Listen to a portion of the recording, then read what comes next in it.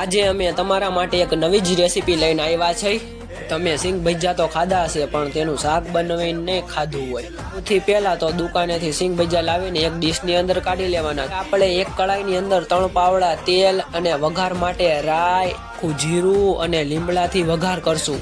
હવે વઘારની અંદર કાપેલી ડુંગળી, કાપેલા લીલા મરચા એડ કરીને તેને સરખી રીતે મિક્સ કરી લેશું। ત્યાર પછી તેની અંદર કાપેલા ટમેટા એડ કરીને તેને સરખી રીતે મિક્સ કરી લેશું। ત્યાર સ્વાદ અનુસાર મીઠું, 1 ચમચી હળદર, 1 ચમચી જીરું એડ કરીને તેને પણ સરખી રીતે મિક્સ કરી લેશું। પછી આપણે તેની અંદર છાશ નાખીને ઘડીક ઉકાળી લેશું। ત્યાર પછી તેની અંદર 2 ચમચી લાલ મરચું પાવડર એડ કરીને તેને સરખી રીતે મિક્સ કરી લઈશું। હવે તેની અંદર સિંગ ભજીયા એડ કરીશું। પછી તેને સરખી રીતે મિક્સ કરી લઈશું। હવે તેની અંદર વધેલી છાશ એડ કરીને 5 મિનિટ પાકવા દેશું। તેની અંદર કોથમરી એડ કરીશું એટલે આપણું સિંગ ભજીયાનું શાક રેડી। હવે વાડીએ ભજીયાની સિંગ ભજીયાનું શાક બનવો।